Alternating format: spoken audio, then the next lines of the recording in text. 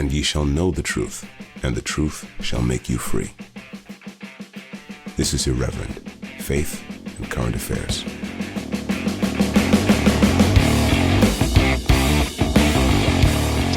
Welcome everyone to Irreverent, Faith and Current Affairs. Jamie Franklin and Daniel French, two Church of England vicars with a difference this week, coming at you live. Well, not live, I suppose, so it's pre-recorded. But we are having a live guest this week. We're having Charles White, KC. It's very, very important man, KC, joining us to talk about slavery reparations in the Church of England. Charles has just written a fantastic piece with Nigel Bigger and some other people on Policy Exchange about this very subject. So we're going to be having an update on the £100 million rising to £1 billion slavery reparation fund that the Church of England's a Central Church of England body has set up.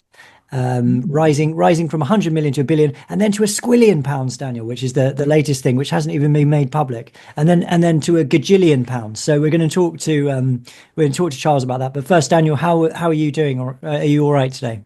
I'm doing fine, Jamie. In fact, that news item is very relevant, isn't it? Because the Foreign Secretary was part of a gathering of Caribbean Commonwealth officials. I don't know if you saw over the weekend. No, I didn't see this, actually. The call for reparations from one of the participants was for £13 trillion from oh my Britain. goodness, it is getting ridiculous now, isn't it? 13 trillion. Is there even, it's like when, do you remember we did that episode? I don't know whether you were on it, when Prince Charles, as he was then, was calling for climate action several times in excess of global GDP. And you just think, well, is there enough money in the world to, I mean, if it's several times in excess of global GDP, is it even possible to pay that? Because surely that's all the money that there is times many times. So, it just seems, it's getting a bit, I get the feeling these people aren't economists, I suppose. That's what I'm saying. Yeah, not that I am, but exactly. Yeah. Well, anyway, he's coming in about half an hour, so we're going to do a couple of things before then. Just a notice we begin with.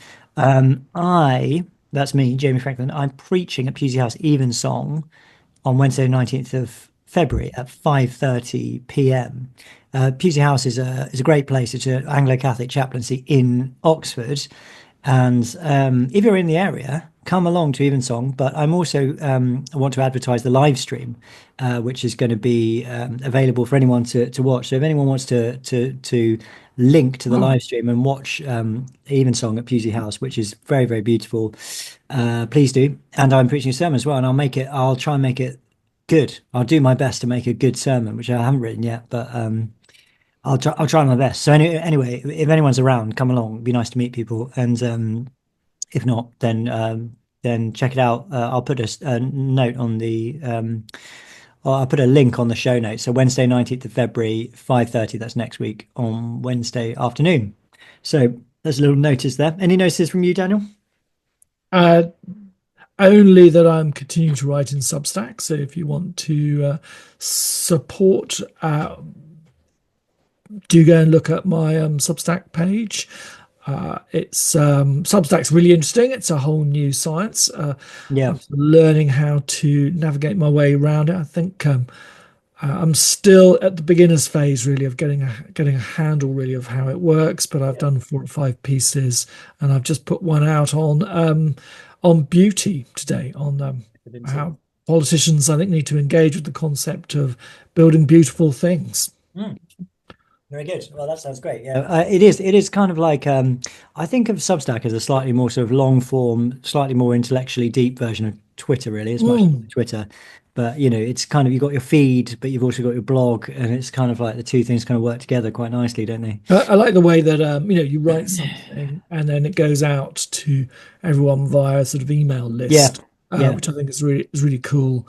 And it tells you how many people have read it or not, and who you get a sense.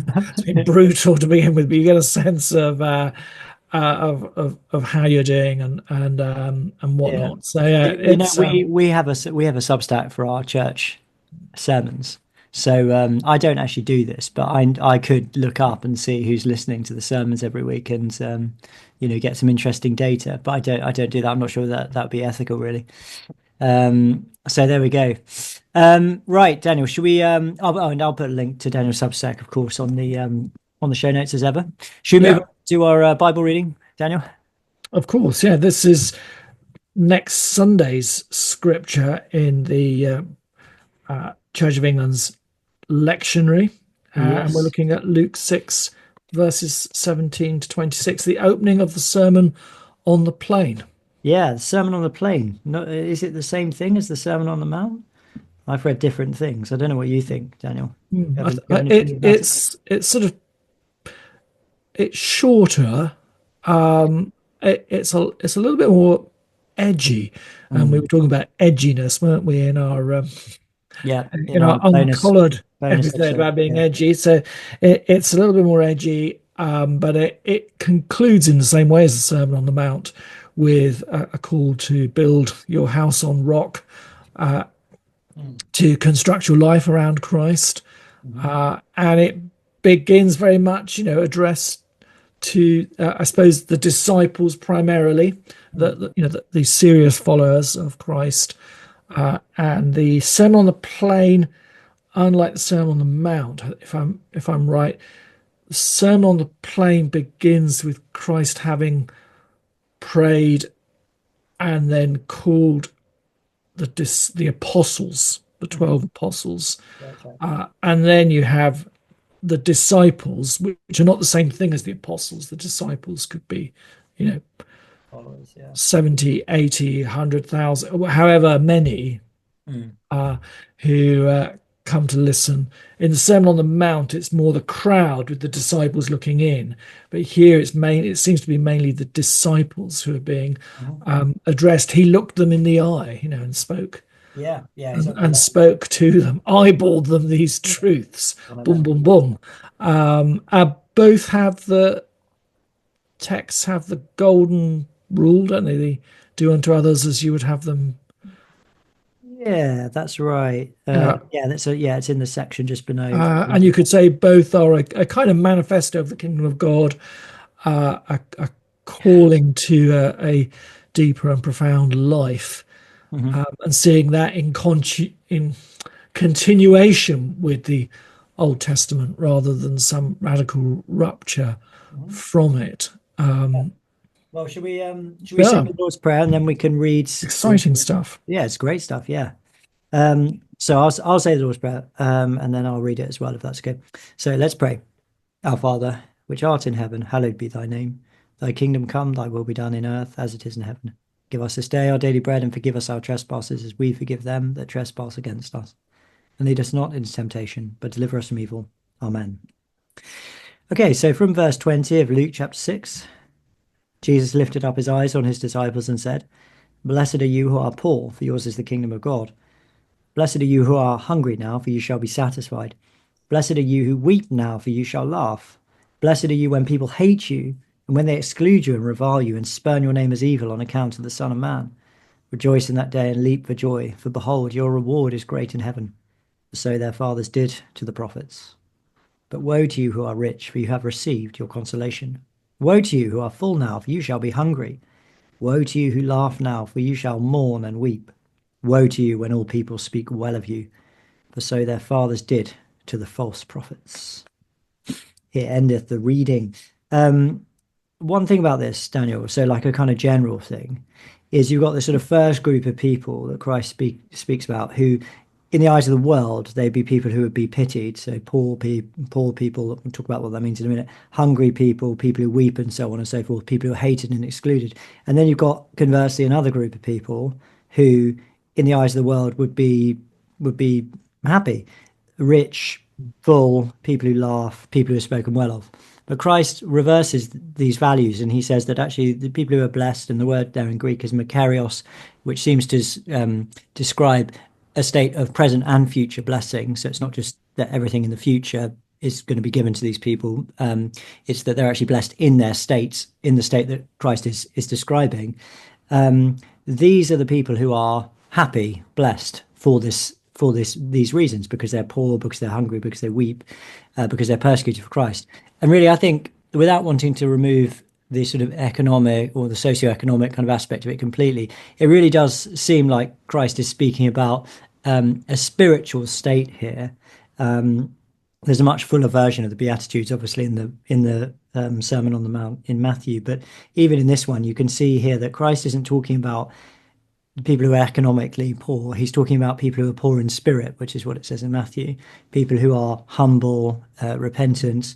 When he talks about people being hungry, he's talking about people being hungry for the kingdom of God, and that's the shorter version of the one in Matthew, which says, "Blessed are those who hunger and thirst after righteousness." And again, blessed are you who weep now. He's speaking about weeping over sin and over one's alienation from God, and so on and so forth. And then right in the middle of this, these verses, which is a typical rhetorical structure. If you take all these 7 verses, or are they 7? They're maybe 7 statements. Right in the middle of it is the person of Christ. So you're blessed for all these reasons, and you're fundamentally blessed because of the Son of Man and your allegiance to him, your loyalty to the Son of Man. If people speak badly of you for that reason, then you are fundamentally blessed. And I mean, I'd be interested to get your take on this. If you know, I think it if you to read the whole gospel and to dig down into what it was like for the first century Christian, I think it becomes clear that this isn't just simply a social justice manifesto about poverty and hunger. Not to say that Christ isn't concerned with that, but it's also focusing on the cost of discipleship. Mm-hmm. Yeah. And you could see how that would speak into the first century experience of being banished from the markets, being excommunicated from society, whether that was within the synagogue or within a pagan setting, losing your friends, your family, your ability to maybe trade. And one of the things I remember hearing recently, which I thought was extraordinary, is do you know that a lot of Coptic Christians, there's a fashion to, after your if you read a certain, I mean, they don't have confirmation because they're chrismated at baptism, but that around about the same sort of time we might confirm teenagers, a lot of Coptic youth will have a tattoo or tattoos put on their wrists, crosses, and what that means is you're outwardly a Christian. So if you're in the marketplace and you're looking for a good deal and you put your hand out, you're not going to get the same deal that you might get because you've worn as a badge of honor the Christian faith. So and likewise, say you're a parent, you go to book a place for your child at one of the local schools, and they see that cross on your wrist. They haven't figured it out from your surname that you're Coptic. You might get hammered for that and not even get an admission. I wonder if it's in this context, that there are serious repercussions for following Christ. There are potent excommunications which are really going to put you out. You're going to have to sort of it's going to be belt and braces stuff. Yeah, indeed. Wow. And I was thinking about all of this we're going to be talking about slavery reparations next and all this kind of stuff, and we've got an interesting story just to talk about briefly before we get there, about the next Archbishop of Canterbury, the selection process. But it seems to me that this is a spiritual lesson which the Church of England, at least in its sort of hierarchical form, really needs to pay attention to, particularly this thing about woe to you when all people speak well of you, for so their fathers did to the false prophets. It's like courting public opinion, chasing chasing a good public opinion, not that it's even proving to be, in a superficial sense, a successful strategy, is not what we ought to be doing as Christians. And we've also explored the other side of this, which is that the Apostle Paul talks about, as far as you are able, live at peace with all men. So we're not out to make trouble, and we're not out to ruffle feathers and annoy people and upset people. But fundamentally, as a disciple of Christ, you have to be prepared for other people not speaking well of you, because as Christ indicates here, the philosophy of the Christian, the life philosophy, our approach to the world and to what is valuable and good, is completely different to the way the world out there, generally speaking, thinks. So you've got to be prepared for that. You've got Yeah, to be I think prepared you for have to people be. hating you. For me, this and the other Beatitudes in the Sermon on the Mount open up for us the idea of being a joyful outsider. That to be a Christian is to be an outsider, and you can choose to be at peace and at joy with that, and to see that and to honor that in the context of Christ, the Son of Man, or you can be a miserable outsider. You can be um, well, I think again we've touched upon this in our additional extra episode of Uncollared. That there are different ways of doing this, and there's a way of doing this which is deep and wide and joyful and inspires others to think, I want some of that. Or you can be just, fighty and miserable like the rest of the world. Yeah, and you can be overly antagonistic, I Yeah. suppose. You can court controversy on purpose, yeah, in a way which is unnecessary, rather than it being the byproduct of your faithfulness to Christ. It's not that you're trying to upset people or insult people or offend people, but it's a byproduct of living as a faithful Christian, having these kind of values. Daniel, why don't we just talk about this one story just before Charles comes in? And it's quite an interesting one, which is that it came out this week that the public are being asked to name the next Archbishop of Canterbury, which is quite surprising, isn't it? This is not the way that these things are normally done, let's say. Now, It was done in the last one. was it? Was there a Yeah, it was done. And consultation? I remember, I reminded my congregation last Sunday actually that I did tell them. And I can remember people shrugging their shoulders and saying, well, we don't know who the runners and riders are, and everyone felt a bit bewildered as where to start with that. I mean, I think now people have got a bit more meat in that discussion, haven't they? There's a lot more to talk about because of the tragedy of what's happened of Justin Welby Yeah. resigning, all that catastrophe, and has at least given us something to ponder about. Yeah, for sure, for sure. Well, in terms of the the runners and riders, Riders, are you going to I'm give us a breakdown now with the well, bets? I'm hearing that Dr. Julie Frances de Kwani, Yeah, who is the Iranian woman bishop in Chelmsford, is being given a 50% chance of being appointed. This is in an article from olbg.com. I don't actually know what that is. yeah, But then also the same source, apparently, oh no, these are various sources, but Graham Usher, who's the net zero, Ed Miliband equivalent Bishop of Norwich, Martin Snow, Bishop of Leicester.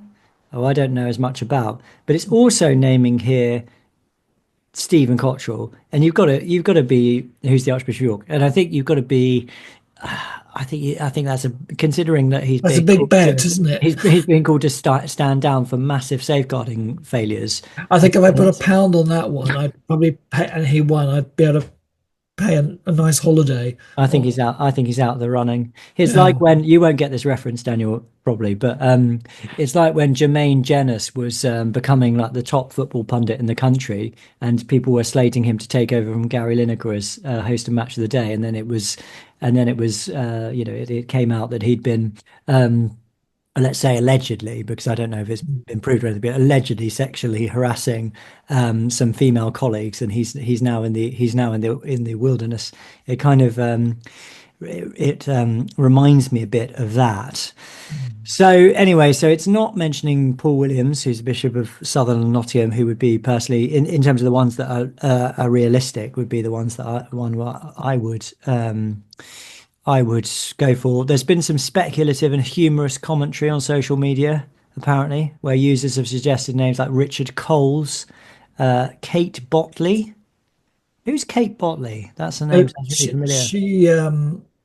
She's written I think, a couple of books. Uh, she was made. She became famous for doing a dance in a wedding to a bridal piece. But what's her sort of what is she? So she's occasionally on the media and Is she a priest? Oh yeah. right, And she's a Church of sorry, England yeah. priest. She was also a participant in Gogglebox. Oh, okay. All right, I see. Yeah. All right, so I think that's probably where most people have known her. she's like the anti Calvin Robinson then. She, Yeah, it's kind of, yeah. I mean, she's like the sort of woke female version of Calvin Robinson. Okay, all right, cool. And Dawn French, yeah, obviously, little night reference to the 90s there, and even public figures like Gary Lineker or Jeremy Clarkson. Now there is a form, a consultation form, which people can genuinely fill out, and I'll put a link to it on the show notes.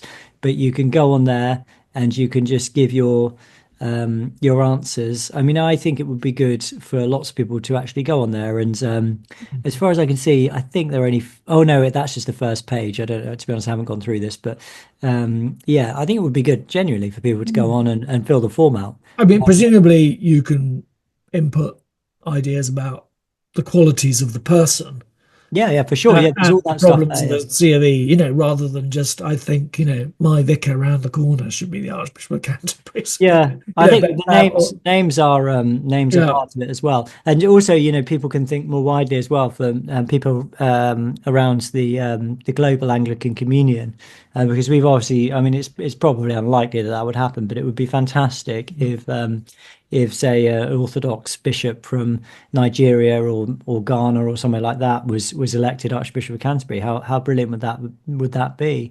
It's still going to be ultimately the Crown Nomination Committee is still going to be the committee that chooses. So that it consists of the chair, who's a layperson appointed by the Prime Minister, a bishop to be elected by the House of Bishops, the Archbishop of York, three representatives elected from the Diocese of Canterbury by their vacancy in the see, six representatives, three clergy and three lay elected by synod to serve as members of the commission for a 5-year period, and five representatives from other churches in the Anglican Communion, one each from Africa, the Americas, Middle East and Asia, Oceania and Europe.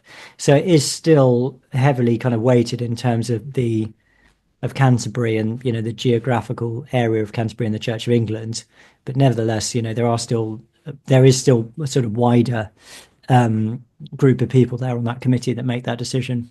have you ever been involved in any of these consultations to like a diocesan bishop? No, no. Have you? Yeah, when I was a rural dean, we were invited by the Crown Nomination Committee to come for a half an hour Mm. uh, with the chap from, was it? It was either, no, it wasn't the person. It wasn't the guy from 10 Downing Street. It was Caroline Boddington. Oh yeah, yeah, yeah, yeah. And what was really bizarre is I can remember that when they were in the old deanery, and she Mm. closed the curtains and said, Close the curtains. What? "Now," she To said, make it secret? "Yeah, now ladies and gentlemen, rural deans, you can say anything you want. Mm. First 15 minutes, just tell me what you think about your last bishop, and now tell me about what you." And then, but she was doing it in these sort of whispered tones, which made it all very sort of melodramatic, Mhm. and that just got me the giggles, really. And I think I made some vagary about, can we have someone who, we don't want deference, Mm. someone overly who plays into the whole deference thing, and A lot of bishops, the problem is, when they come and visit parishes, it feels like a visit from Princess Anne. Mm. I think they must smell wet paint all the time, Mm. and, and furniture polish. And we want bishops who are pastors to the clergy. I think primarily, Mm. and that there is something more of a field officer, really, who you feel, you know, could come in and help, but in a non-judgment. Well, I don't mean a non-judgmental way, not in not in a sort of overly headmasterish way, but Mm. would be a superior colleague. And I think at the moment what we've got is a system which seems to be aping the NHS, really. So many tiers of authority that you don't know who to phone if you're in trouble or in need, or uh, and yeah, and you can also kind of feel, well, if I'm vulnerable about myself, am my career jeopardizing? And that, I think that shouldn't be. We should have Mm. a. I don't know why that's the case. A lot of people, a lot of clergy, I think, feel that they wouldn't want to be totally upfront with their bishop. Yeah, well, there we go. Uh, Well, yeah, I think it's a good process, to uh, allow people to have a say. It would be fascinating to know, wouldn't it, from a journalistic point of view, what happens to all of that? 'Cause it's easy to have a survey or a consultation, but mm. if it's just put in a filing box and maybe one or two vague spreadsheets Mm. come Yeah. from it, I mean, so what? But you'd hope that a serious piece of work could come out of that. Um, uh, it would be interesting to know what happened last time. As I said, I just felt we were consulted, but did it make any difference? Oh, yeah. I mean, who Did, knows? If it made any difference? Probably did not. you know, I mean, did the public at the really, were time, they really baying for Justin Welby, do you think? yeah. I mean, I think, well, no one would have known him because he'd only been a bishop for 6 months. So It's crazy, isn't it? It's um, madness. I don't think actually when the consultation went out, he was Bishop of Durham. I think it would be within a few weeks, so he wouldn't have been a known figure. Uh, I remember at the time making a case for Andrew White, the Bishop of Baghdad. Mm. That'd be an interesting one. Of course, he got embroiled in all sorts in this sort of charity commission stuff, which saw him, I think, temporarily suspended. Mm. But I thought to have had an archbishop who was suffering from MS, who'd been in the heat of battle, had was clearly orthodox, but also had a kind of nuance about him. That he could speak Arabic and Hebrew, and was likable by other faith groups, but also respected for being uncompromising, was quite an interesting take. And however, we didn't get him. We got his someone who did his curacy alongside him. Justin Welby did him. The two of them were part of that Mm. Yeah, reconciliation community that was set up at Coventry Cathedral, and there were two priests in charge of it. One was Justin Welby, and the other was Andrew White. yeah. It would be interesting to have seen if we'd got Andrew White. Would have been a very different story. Would have been a very different Yeah. story. Respect. Daniel, it's time now to bring Charles in. Hey, this is great. So he's going to be joining us now. So I'll introduce him once we've admitted him and said hello to him. So here we go. This is Charles Wyde. Well, we are delighted to be joined by Charles Wyde Casey, as I've just been saying. Charles, it's great to have you with us. Thank you for coming on. So just to introduce you, you're a former Old Bailey judge. You're now a reader in the Church of England, which is, as you say, like a licensed member of the laity, essentially. And you've been involved in something called Project Spire. We're going to hear all about that. But why don't you begin by just saying hello to the listeners, introducing yourself and telling us a little bit about yourself? I retired early from the law, early for a judge anyway. I was only a mere 65, and I went to Cambridge to do the advanced diploma in theology, which was completely life-changing. I was already a reader, but I retired relatively early because I wanted to do more lay ministry. And that's what I've done since then. I was a volunteer hospice chaplain for 2.5 years. I think I've held just about every post it's possible to hold on a PCC. You're a man in the know then. I should keep a note of your name and add you to the list of people I ask questions of. I operate in a deanery in the Nen Valley, and the future of particularly the rural church, but by no means just the rural church, is very, very dear to me. And I approached this subject with real reluctance. I never wanted to get involved in controversy when I retired. I just wanted to take my dogs for a walk and be a lay minister and do a lot of reading. It's the last thing I want to do, but I truly love the people I minister to. I truly do. And I think the behavior of the church elite towards them is, I struggle to find an adequate word. Not good. Not good enough. And Project Spire really typifies that.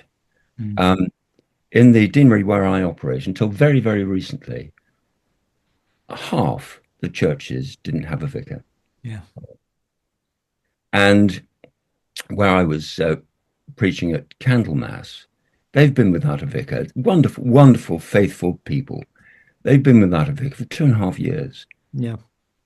And yet, when parishes face existential crisis, so many of them, in towns as well as in the countryside, the church commissioners choose this moment of all moments to launch something so bitterly controversial and divisive as Project Spire, and so expensive. Yeah. And it needs properly to be understood, because the commissioners, it keeps being said on their behalf, oh, well, this isn't coming out of the parish share. Well, no, of course it isn't. But the church commissioners exist to support, among others, but particularly parishes. Every penny that is spent on this project, or is invested at less than commercial rates through impact investment, every penny that is lost or diverted in that way is a penny which is not available for hard-pressed parishes. And it's in hard-pressed parishes where, if I may say so, the real work of the church is done. Yeah, well, amen. There is no substitute for a committed, adequately remunerated, well-supported vicar, man or woman, on the ground, walking around the parish, knowing the parishioners, knowing their problems, preaching the gospel. And the evidence is absolutely overwhelming. That if the church wants to survive, let alone grow, that's the area that the church should be focusing on, and focusing on relentlessly. And yet we have these distractions into what are essentially secular projects. So Charles, just to I mean, this is great what you're saying, but just to sort of help people, especially people coming in from the outside who don't know the exact situation here. We're talking about a pot of money that is held by the church commissioners, which is an extraordinarily large amount of money. It's in excess of £10 billion, right? And the idea, I mean, I would like you to talk us through this a bit more, but the idea is essentially that they are going to give £100 million initially for, I don't really know what the language, I don't really know how to call it, anything but reparations for historic, racial injustice to do with slavery. But that figure is rising to £1 billion.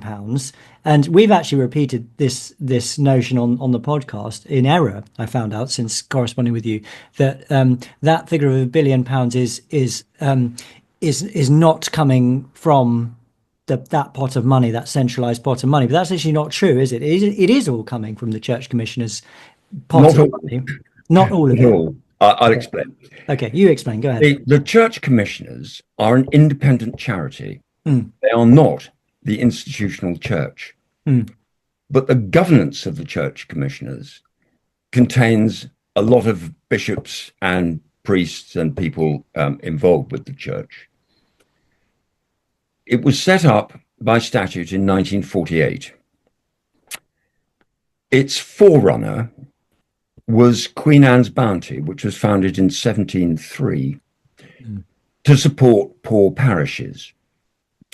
And the support of poor parishes has come right through, even to legislation which governs the church commissioners. They look after something like £10.3 billion. There's great controversy about the way in which they're spending it now and the proportion that many feel should be going to parishes, but does not. Mm. I can understand why the church commissioners thought, particularly with the agitation that there is now for reparations to be paid in relation to the slave trade. And CARICOM in the Caribbean has been particularly active in this. Why they might say, well, we'd better move first on this and investigate our own background. And understand why that happened. Mm. But they went about it in a very peculiar way. And they went about it in a way which was so narrow in its focus, embedding activism in that process, that there has been a complete lack of balance in the way in which it's been tackled. And a complete lack of widespread consultation with those who might be prejudiced by it. A research project was set up that involved historians, serious historians, I absolutely acknowledge that, and forensic accountants. And at the end of that process, a report was issued, January 2023 now, which, well, what did it find? Because the church commissioners have, in my judgment, continually overstated the results of that report. And you might think, listening to them, that what that research discovered was deep, persistent, culpable involvement in the slave trade on behalf of Queen Anne's Bounty. Well, it didn't take long for other historians to get to work on this. And I'm not going to criticize the original historians who were engaged. These are really good quality, highly reputable historians. But important things were missed. Mm.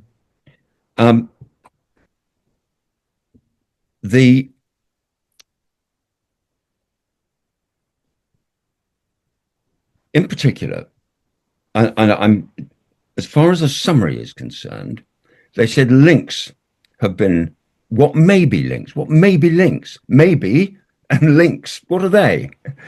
Between Queen Anne's Bounty and an enterprise called the South Sea Company. And the way in which Queen Anne's Bounty benefited was through, they said, annuities and benefactions. What had been missed in relation to annuities was that these didn't have anything to do with slave trading at all. Mm. Indeed, they weren't anything to do with trading at all. These were vehicles for government debt. Mm. And so that first limb of their, I suppose, Queen Anne's Bounty's alleged complicity in slavery simply goes completely. Mm. As far as benefactions are concerned, this is actually, I've just mentioned shares because they and it shows the extent to which I wonder if the commissioners understand their own research, because they don't seem to rely on the shares. And it's right that some shares were acquired in 1720. And let us remind ourselves, we're dealing with things more than 300 years ago. More than 300 years ago. For which it said the modern church has some sort of vicarious liability. It's an extraordinary proposition.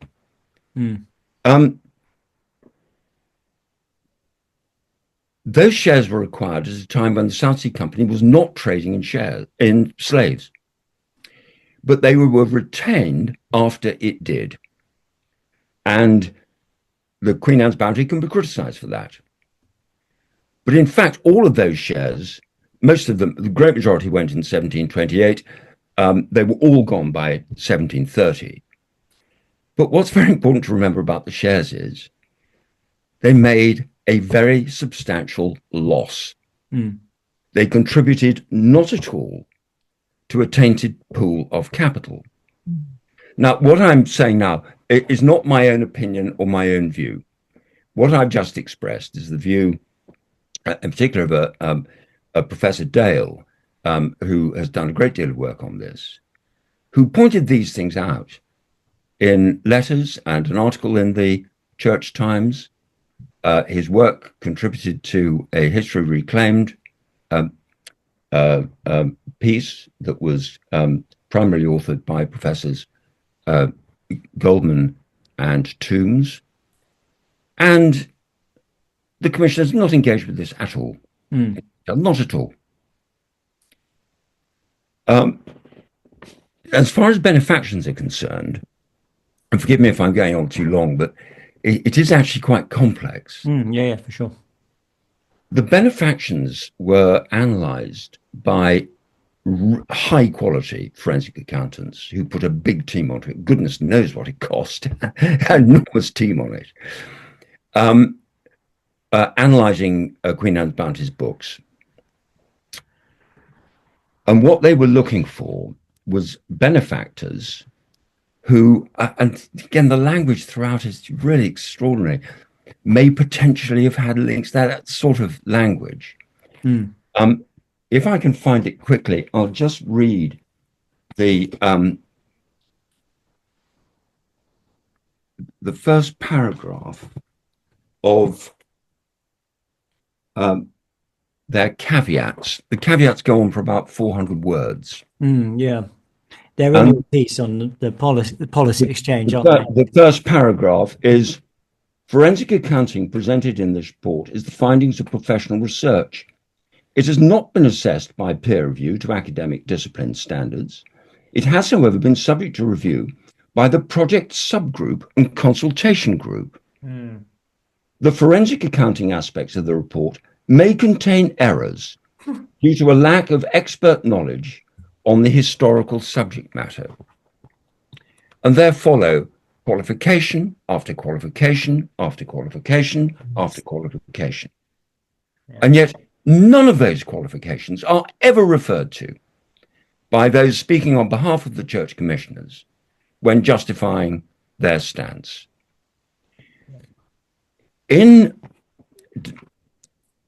assessing whether a benefactor may potentially have had links, I mean, this language, to the slave trade, these are criteria that were applied by the forensic accountants. And as it seems to me, I may be wrong, as it seems to me, these were not the invention of the forensic accountants. These must have come from inside the organization of the church commissioners. I don't see where else they could have come from. And they are, I'm afraid I'm going to read them. It take a little time, but they are so extraordinary. They are so vague as to be almost meaningless. And the criteria were these, and I'm quoting now, these are direct quotation. Being active at the time of the South Sea bubble. What on earth does that mean? Involvement in politics, including being a member of the House of Lords. Being linked. What does that mean? To cities that were heavily involved in transatlantic slavery, such as Bristol, Liverpool, London, and Manchester. Yeah. Being linked to industries that relied on transatlantic slavery, such as cotton, copper, or iron. And lastly, having naval connections. Wow. What does that mean? I've got naval connections. I live near Portsmouth. I mean, they are so vague as to be absolutely meaningless. Yeah. And I may say that no statistical or empirical evidence was advanced for the selection of these criteria or their framing. Of course, we're talking about the early 1700s. Mm. There was a lot of slavery, deplorable, utterly wrong, wicked. It may be that some benefactors profited from slavery. Edward Colston was one, and he plainly did. Mm. It may be that some of the money that they made was given to from slavery, as opposed to any of their other commercial activities, was given to Queen Anne's bounty. It may be that some of that money contributed to a quite unknowable extent to money which the church commissioners now have, because it bought land that, as it were, can be was sold and money went into the pot and so on. But no assets can be positively traced, and this is all speculation. Mm. And what a basis! What a basis! And it's often, I think, overlooked how weak the historical basis was for Project Spire before it was launched on the basis that the basis was far stronger than it actually is. Yeah. I mean, in some ways, Giles, I mean, especially if you read both your piece and Nigel Bigger's piece in the policy exchange document, it's almost like if you actually look at a less biased and more objective view of the historical record, that I would say England or Britain, or however you want to put it, actually comes off a lot better than almost any other Western country, really, in terms of not only the abolition of the slave trade and the money that went into that, and the restructuring of our economy as a result of it, but also, you know, various other things historically, but also leading up all the way to the present day, when I think there was a recent report, I forget what it was called, but basically essentially found that Britain is one of the least racist and least unequal countries in the world when it comes to race. So if you actually look at it from the time that they're actually talking about all the way through to the present day, there's evidence that Britain is far from being a special case in terms of uniquely, perhaps along with the US, benefiting, you know, from anti-black slavery on the part of white people. And you know, Nigel Bigger, for example, talks about the other types of slavery, which are ubiquitous, and indeed were ubiquitous at the time in the 18th century across the world. You know, Arab slavery, African slavery, slavery in other continents. Apart from those ones, it wasn't just white people who were enslaving people. This sort of anti-white Black Lives Matter ideology is what's behind this, isn't it? I mean, I'm not saying it's exclusively to do with Black Lives Matter, but that's what it is. It's a moment in the zeitgeist, and I think it says it in the policy exchange paper that it really seems like this isn't actually based on history or any kind of accurate economic analysis at all. This is actually an excuse to jump on the bandwagon of this kind of anti-racist Black Lives Matter type ideological thinking and gesturing. So that's what it seems to me. And your analysis is devastating, obviously, but it's devastating because there's no intellectual robustness to this argument in the first place, is there? Well, I think the points you raise are extremely interesting ones, because they bring into the narrative the role of what's called the oversight group. But before I turn to that, Nigel has a wonderful expression in his paper, which I very much commend to people. And although I'm very familiar with my own paper, I do encourage people. I'm going to summarize quite a bit. I may over summarize. Please, viewers, read the policy exchange paper, all three of them. because they've set the whole thing in context, and there's more nuance and an avoidance of that sort of summary that might mislead. But Nigel deals brilliantly with the whole principle of reparations, and why it's just inappropriate to pay reparations now for these events long, long ago, particularly in the history that you've just referred to. And Alka Sehgal-Cuthbert, who runs an organization called Don't Divide Us, she's an academic and has written a wonderful piece just showing how divisive this is.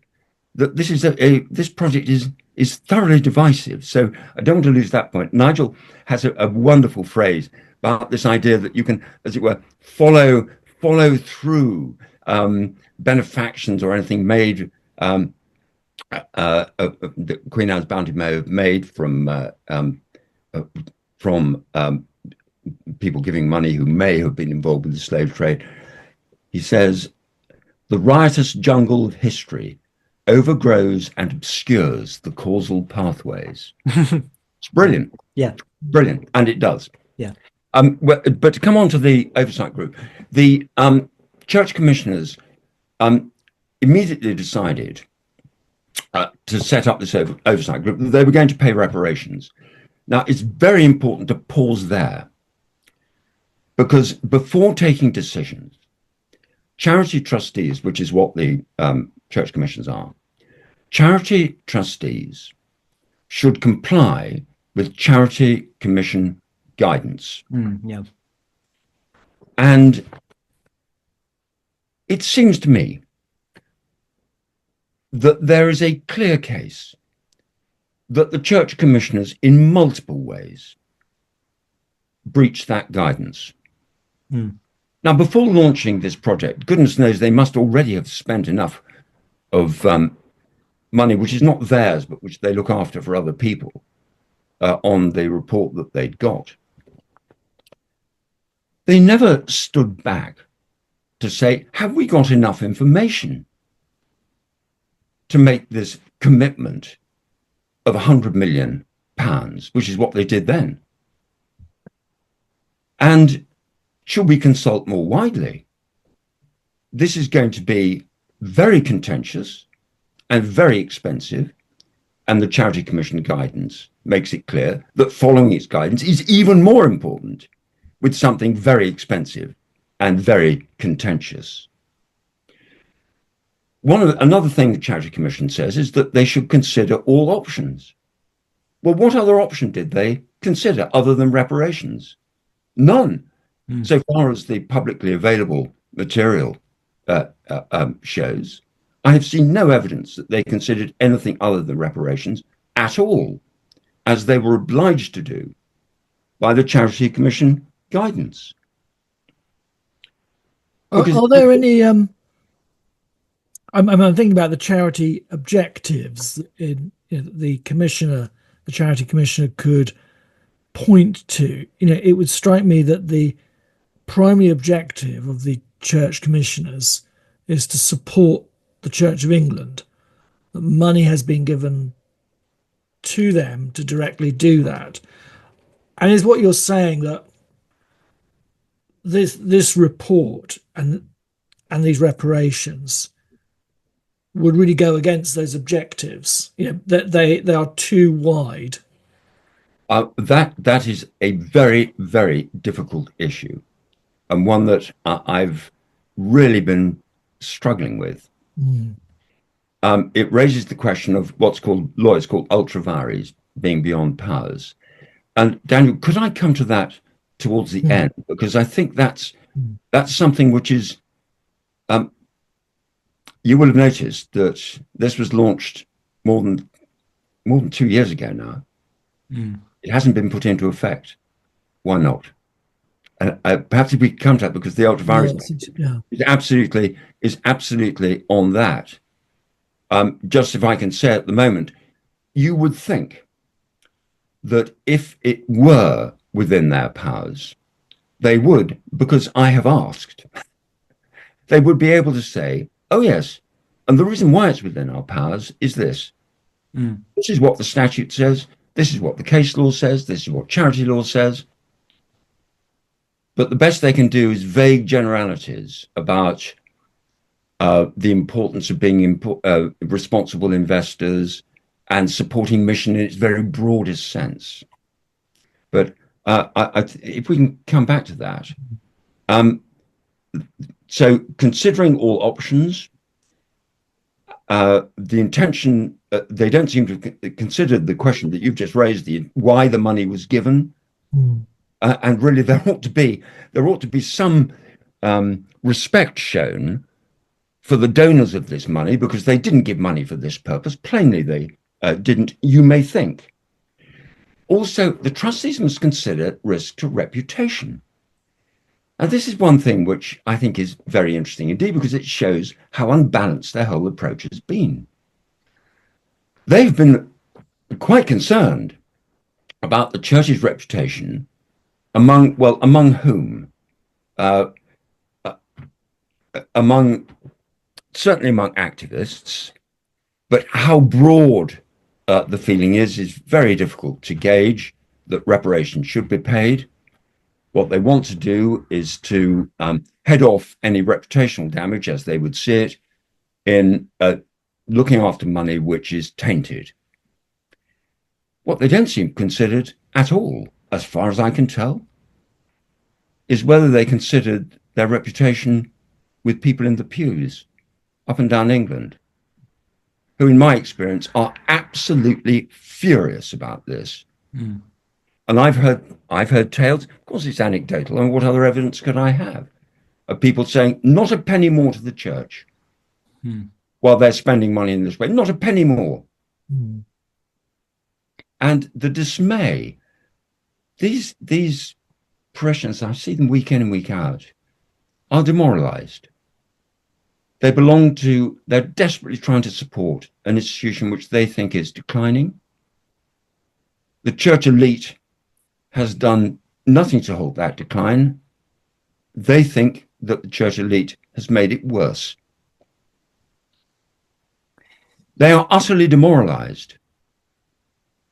And the reputation of the church commissioners among those people could hardly be lower because of this. And yet that sort of reputational damage doesn't seem to have been considered at all. And so again, it just shows they haven't, in my view, there's a clear case that they have not complied with that aspect of the Charity Commission's guidance. Yeah, just to put some meat on the bones there, I was struck by the statistic here in your piece, which then I think it was in your one anyway. In 2023, from the income generated by an investment fund of £10.4 billion, about 152 million was distributed to support dioceses in the local church. 40 dioceses and the local church. 47 million was given to support the bishops and archbishops ministry. It's quite a lot of money, isn't it? And 14 million for cathedrals. So out of 10.4 billion, only 152 million earmarked for the parishes. And as Daniel says, Charles, that really is one of the principal reasons given in their statutes for why the church commissioners have this money in the first place, isn't it, to support the cure of souls? That's in statute. Yeah. And I think those figures have been promulgated by Save the Parish, the organisation Save the Parish. Right. That may be where you've read them. Can I ask another? I'm sorry. Do you go on? Sorry, just very practical question, which I think listeners might be scratching their heads about. What does reparation money mean? I mean, where is this going to? Where are the checks going to be sent out to? I indeed, that's a very good question, because that impacts obviously on your earlier question about whether the charity commissioners have power to do what they're trying to do. One of the things that the charity, did I say, I may have got my charity and church commissioners muddled there. One of the things that the charity commission guidance says is that trustees, before making a decision, must be sure of their powers. Well, did they? Did the church commissioners make sure that they had power to do this before starting? Not now, 2 years later, but before the thing ever began. because these they don't like the word reparations, although the word reparations continually appears in the oversight group report. They prefer to call it a fund for reparative justice, or that sort of thing. It's reparations. That's what it is. It's a proportion to what's called impact investment, which are supposed to be black-led enterprises within black-led communities. And they have in mind the Caribbean, West Africa, and this country. It's not immediately clear to me why in West Africa the descendants of people who sold the slaves in the first place should benefit, but that's it. But this impact investment, if they could do it commercially, they wouldn't need Project Spire. They could just do it. And so impact investment must, if that's right, and following it through, it seems to me, impact investment must involve investment at lower rates of return and higher risk. If it weren't, they could just do it. So these reparations it's not money just being given to a project. I haven't finished. They're not just giving it to like the diocese. No, I haven't finished, because a proportion, and I think the oversight group said something like 70% should go in impact investment, but that's all rather up in the air. But there are also grants, non-income producing grants to be made to communities that have in some way been disadvantaged by the history of colonialism and slavery, which is all one word, incidentally. Colonialism and slavery is all one word. One of the things which is said in order to emphasize the historic complicity in slave trading, and indeed Justin Welby has done this himself, is to quote what bishops have done, say in the early 18th century, or individual churchmen and women have done during the 18th and 19th century. But the falsity of that argument is really easy to demonstrate. When Justin Welby or any of the other bishops consistently voted against the last government on aspects of specific policy, a government for which many members of the Church of England had voted. I'm not taking a view as to whether I personally agree one way or the other, but when the Archbishop, as he then was, Welby, and those bishops continually voted against the government, on whose behalf were they voting? They certainly weren't voting for me. They had no mandate or authority to bind the church by their votes. And so picking out what individual bishops may or may not have said 300 years ago is completely irrelevant to modern day 21st century vicarious liability for something that they may or may not have said and done. It's a completely false point. And yet it looks as though that's the sort of thing which is going to be the subject of research, which will continue in perpetuity forever. Well, also you say in your piece as well that this is almost like an attempt to jump the gun on the part of the Church of England. Sorry, I can't remember at which stage in the conversation this was mentioned, but either with you, Charles, or just with you, Daniel, a minute ago, we were talking about how I think David Lammy is now calling for reparations, the Foreign Secretary in the UK. So this is, it's got the potential to be an absolutely extraordinary thing, isn't it? Because the kind of figures that are being bandied around, people are talking about multiple trillions of pounds, and this crazy, I mean, £1 billion is a crazy amount of money, but multiple trillions of pounds. madness what's being spoken about here. Yes, I think David Lammy has spoken in the past of supporting reparations. I think not now. Okay. I think government's position is that the present position is that reparations won't be paid. Okay. But yeah, but I think that was a diversion really before coming back to the oversight group. I'm not going to criticize any individual member of the oversight group. They all have, as it seems to me, real qualities. And these are voices which should be heard. But what shouldn't happen, which is what the church commissioners have done, is to embed them in the process. I think it's entirely right that they should be involved in the process and be allowed to have, and encouraged indeed, to have their say in the process, but not to be embedded in it in the way that they are.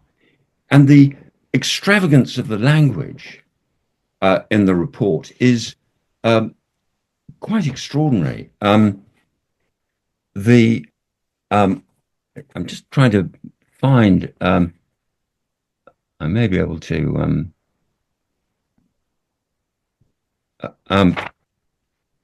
I'm so sorry. Yes, you are. The group didn't do any research of its own. It was really, so far as I can tell, was intended to rely on the research which had been done on behalf of the church commissioners, which I've referred to already. But they start with a series of assumptions, and they set them out in their report. Without analysis of any evidence, they just assert a number of highly contentious propositions relating to the British establishment, slavery and colonialism, the enduring toxic impact which they say continues to affect literally every aspect of life. Literally everyone is toxically infected with the effects of colonialism and slavery throughout, as they put it, the Atlantic hemisphere. And they assert, without, so far as I can tell, on the basis of no evidence whatever, quote, the immense wealth accrued by the church commissioners has always been interwoven with the history of African chattel enslavement. And assert, again, providing no evidence that I've seen at all, that the Church of England has demonized faith traditions and propagated hatred of humans created in the image of God. It's interesting that you say that colonialization and slavery are being merged into one blob concept. So already this research is expanding its remit. Yeah. And, Nigel Biggers, I think more recent fame has been in books which explore a very nuanced view of that. Empire was both good and bad. And, you could make a case to say the British Empire was mostly good. It was a force for good and a civilizing force around the world. But it seems like an inductive piece of research, which is marking its own homework, working out what the answer is, and then backward pedaling to work out how to get there. It is possible to gain that impression. Yeah. Little wonder that this group came up with 100 million not enough. The aim should be 1 billion. And the oversight group was absolutely clear and explicit. That 100 billion, I'm so sorry, that billion, getting the fund up to that level, the money should come from co-investors encouraged from outside by the church commissioners, but also, and when people speak on behalf of the church commissioners, I have never heard this, maybe it has, but I've never heard it. I've never heard this added, as well as changing the investment policies of the church commissioners, and there was another. I've so interrupted myself that it'll come to me. Yes, and no, just straightforwardly, more money from their own funds. So they say that co-investors, and then more money from their own funds, so adding to the 100 million, and also changing their investment policy.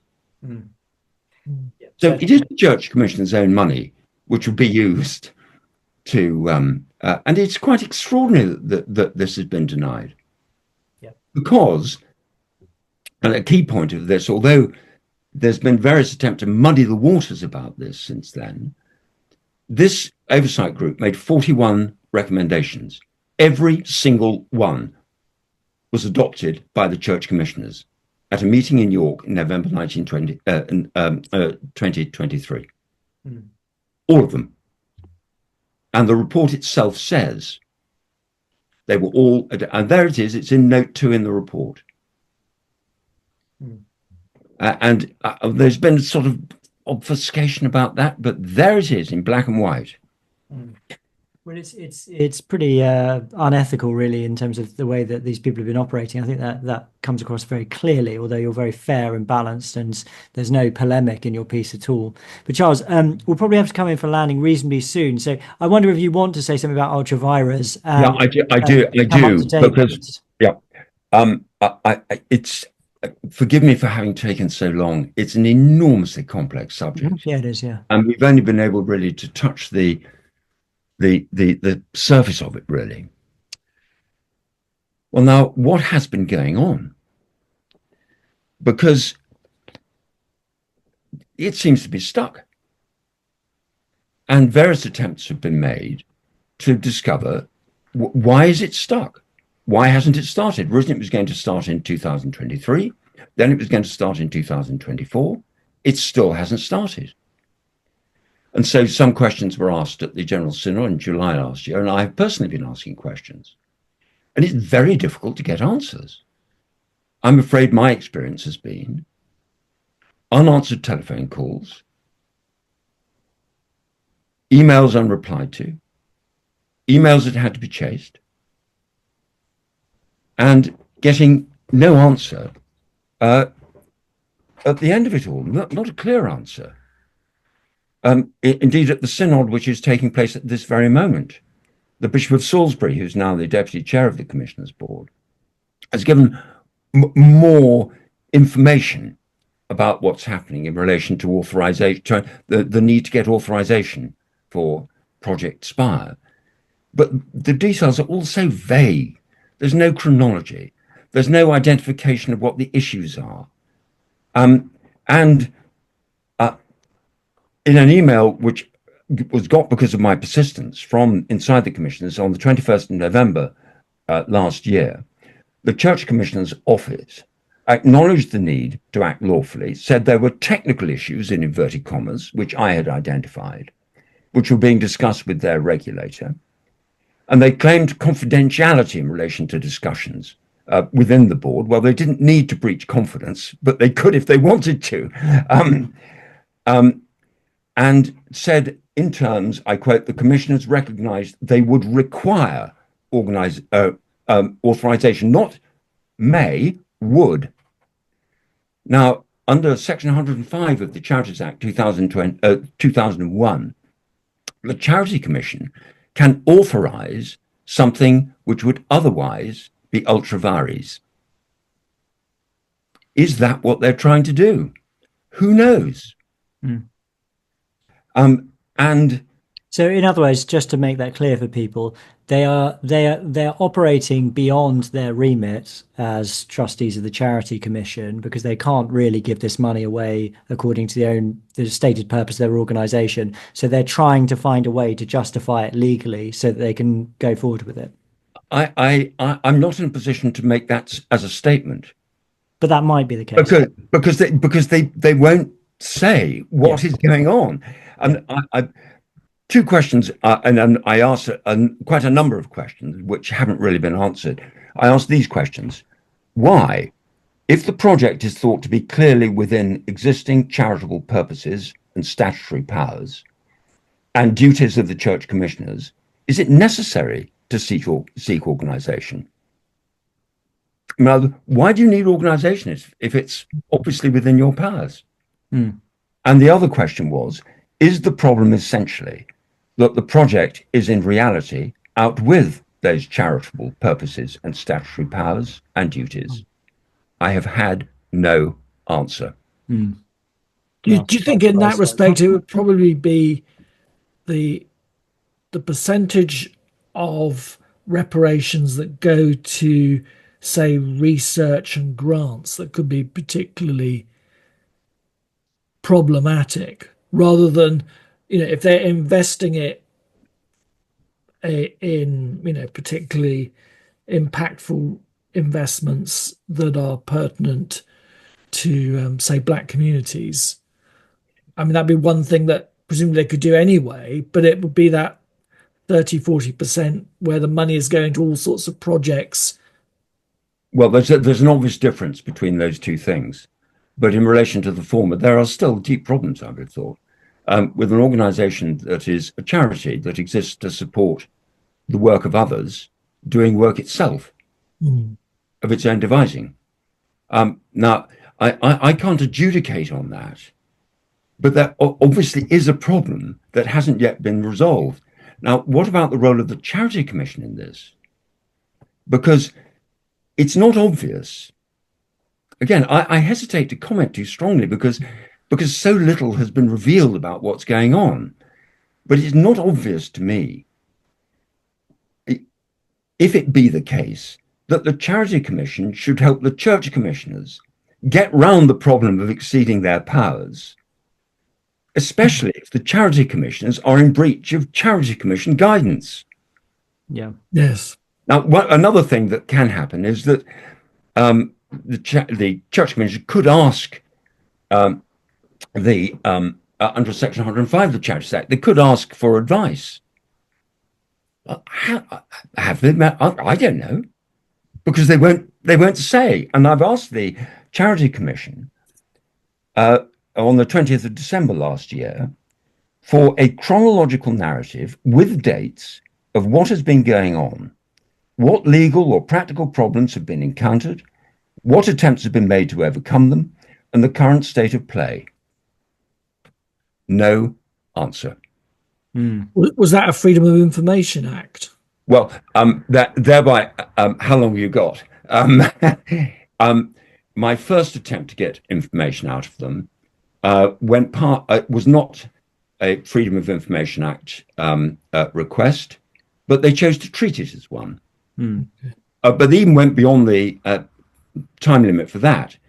And I had a complete non-answer, not total non-answer, but almost a non-answer from the Freedom of Information people at the Charity Commission. I wrote back saying, look, I'm not making a Freedom of Information a request. I just want information. And I don't wish to be drawn and sucked into the Freedom of Information bureaucracy. Because you ask a question, it doesn't really get answered. They've then got another 20 days after that if you put in another one, and so on. There is no reason whatever why they shouldn't simply be transparent. They urge transparency on all the charities. Now, there can't be anything secret or confidential about what's going on. Why can't the Charity Commission simply answer these simple questions? Let's say it is a Freedom of Information request. We've gone way past their deadline for answering it. Yeah, the reason they've not been transparent is because they've got something to hide, obviously.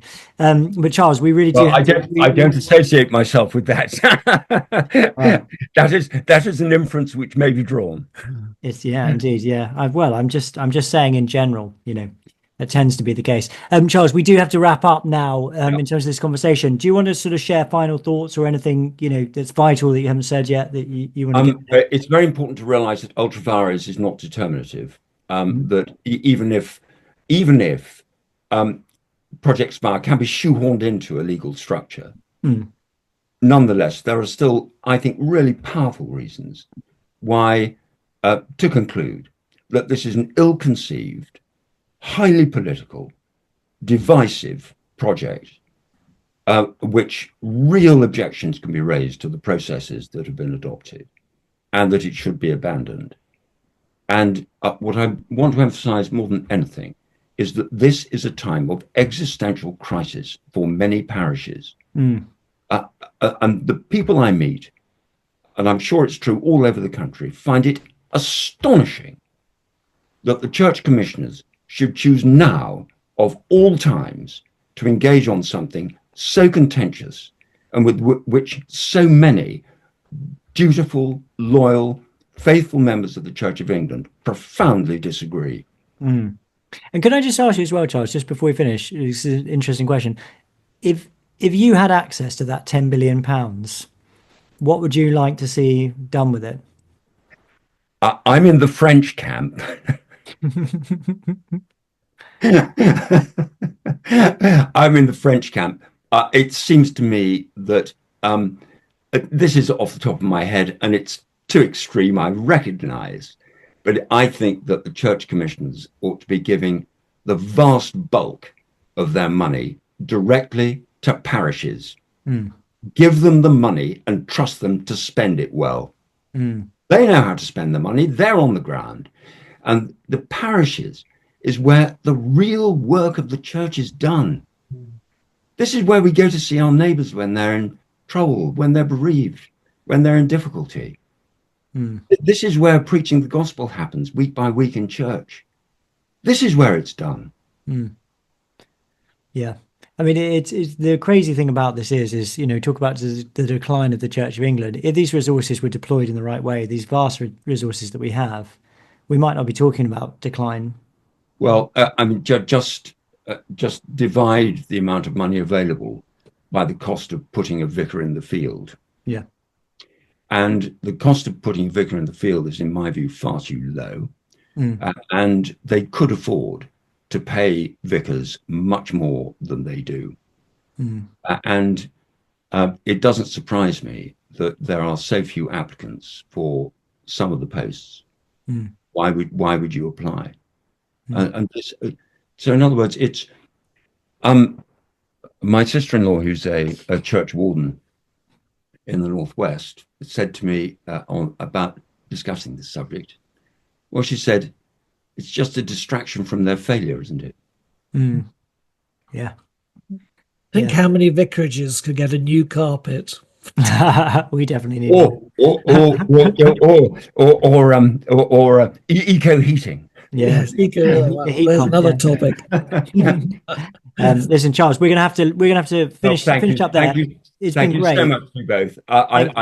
I'm sorry that it's taken so long to cover this very important and very difficult subject. No, it's absolutely fine, and it's been brilliant to talk to you. I'm going to put all the links to your Policy Exchange article, the Conservative Home article, and anything else you could send me. I'll put it on. I think the History Reclaimed piece, if you go on the History Reclaimed website, and I think under slavery, if you click on that, you can follow it through to the Lawrence Goldman and Robert Toombs article. Okay, I'll try and find that and stick that on there as well. For now, though, thank you so much. No, Charles, thank you. Really appreciate it. See you again soon, I hope. Yeah, very good. Okay, bye then. Bye. Yes, bye now. Okay, that was Charles White, KC.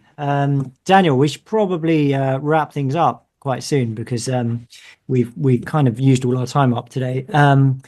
But just to say to folks, please do, if you support what we're doing here, support the podcast. As you've just heard, we're desperately impecunious and underpaid because of the church commissioners.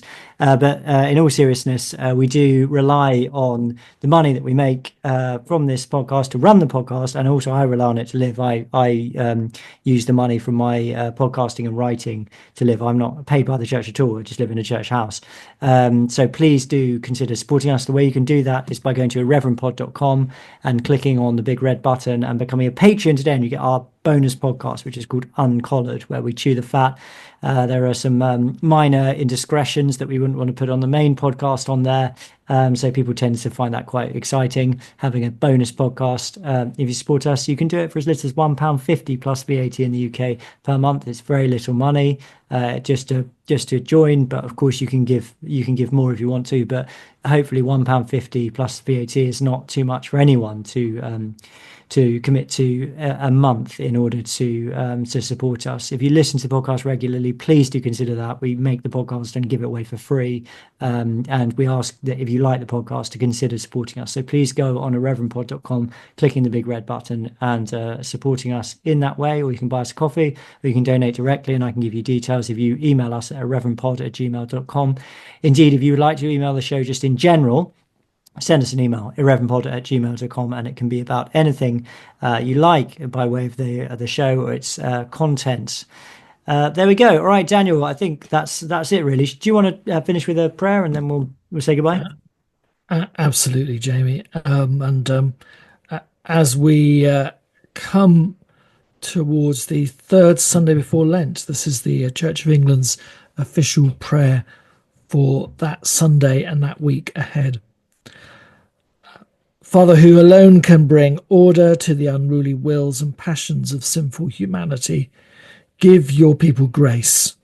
Grace so to love what you command and to desire what you promise, that among the many changes of this world, our hearts may be truly fixed where true joys are to be found, through Jesus Christ, your Son, our Lord, who lives and reigns with you and the unity of the Holy Spirit, one God now and forever. Amen. Amen. Thanks so much, Daniel. Thank you to everyone for listening, as always, and viewing. Until next time, keep watch. Keep the faith.